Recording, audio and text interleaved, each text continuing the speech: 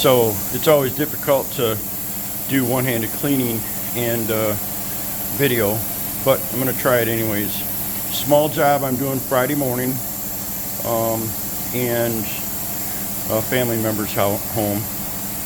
And so the prep work has already been done. I've already pre-sprayed, and so this is what you're going to be learning, how to suck up cat toys. But primarily, hold on.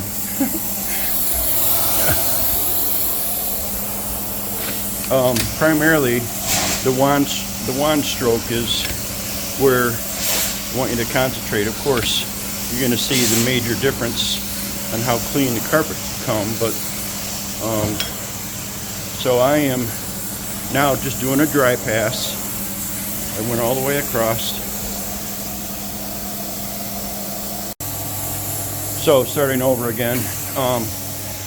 So I am going forward and back. Now I'm cutting that in half, and I'm going back in a triangle fashion, and I'm cutting that in half, back in my triangle fashion, cutting that in half, and I'm leaving my trigger for my spray on, only because I'm not thinking about what my process is. However, I want you to see this pattern. So I'm actually cutting that pass in half, going up, assuming that is like a wall. Okay?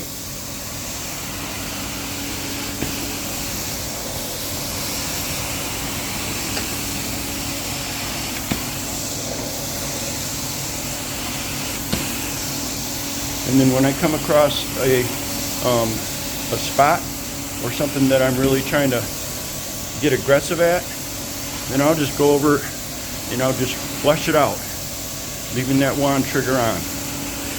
Now, go back here where I ended, start up against the wall, and start doing my dry passes. This is considered the dry pass.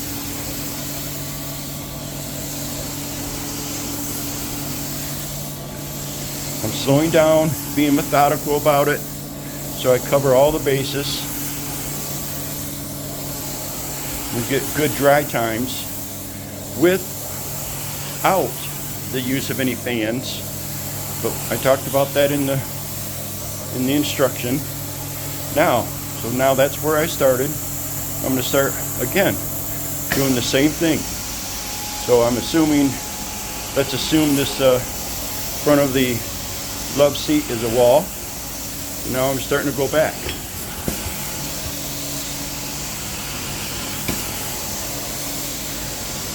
See, I'm releasing the backstroke, starting my pass over again. Now I'm also, as you notice, I'm going above where I finished off on the last pass to help include that and blend that in. So now I'm going back with my dry strokes. This is where a lot of guys will want to hurry up through this process, but when you're doing this methodically and carefully,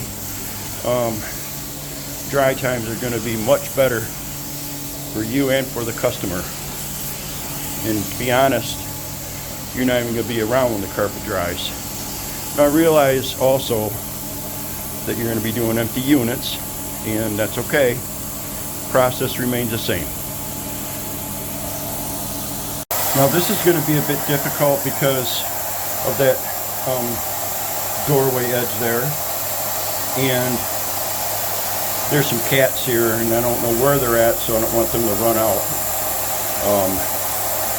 And so in a hallway or a closet area where it's real narrow, again, cutting that pass in half.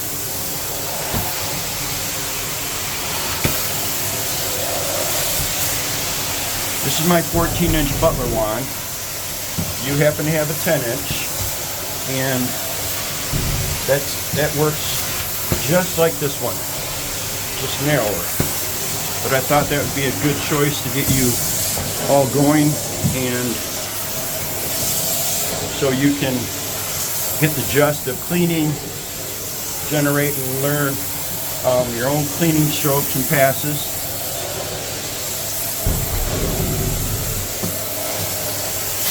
Again, now that's where I ended up with my dry passes, so I'm going to start right there against that wall. Cut in the doorway edges.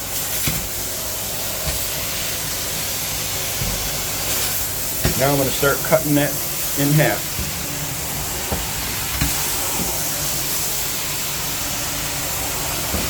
Cutting that in half. Now I'm keeping my back straight, and I'm only coming back, the length of the stroke is only as far as I'm comfortable with. Like I said, yours might be longer, they might be shorter, it makes no difference. Makes no difference in how you accomplish the work. Now, because I have powered on that heavier doorway entry and a pivot point, I'm extracting that a little more thoroughly, and then I'm going to continue on pulling that wall edge out.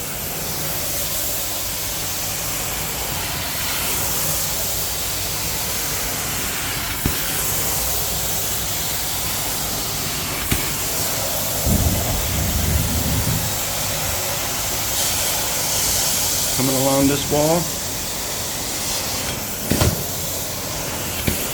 Hallways are notorious for really bad traffic areas for obvious reasons. So don't be afraid to really flush them out and power that cleaning detergent and that steam down into those fibers so you can get out as much as you possibly can while you're there. You're not going to get it all out. You're not going to get all the stains out.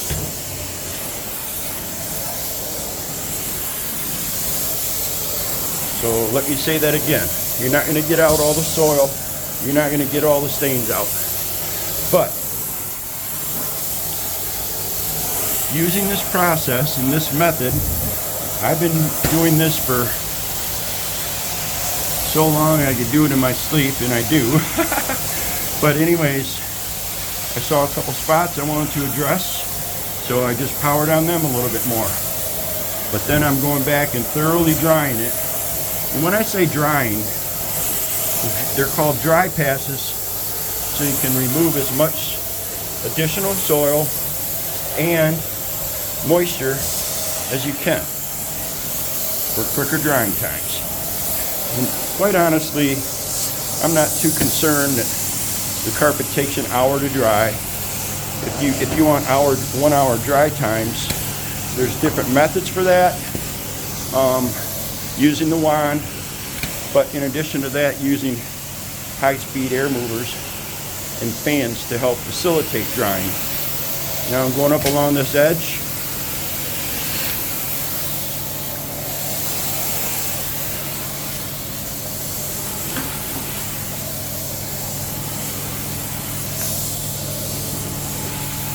Follow with a complete dry pass. So that's my process, and I hope you can see that. And when we go through the hands-on course tomorrow, you'll see it again.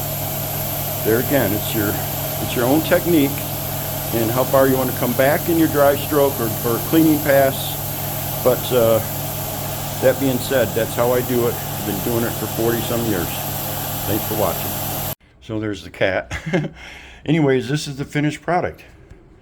It came out awesome. I use Code Red on this particular job because Code Red has got peroxide in it, and so we want that to help release and neutralize any yellow staining caused from these little kitties here. There's 2 of them, I think, 2 or 3, and that's it. See those triangles? They're called triangles. That's how I generally will leave the home, or any empty units that I clean with the triangles there. And those white plastic tabs go underneath all the furniture legs. There's also styrofoam blocks that you want to put under any furniture that sits flat. But anyways, that's it. Turned out awesome. So when the family member comes in tomorrow, which by the way, they have a 5-month-old, so he'll be crawling around and playing on clean carpet. So it's perfect. That's how you want to leave every job. Thanks for watching.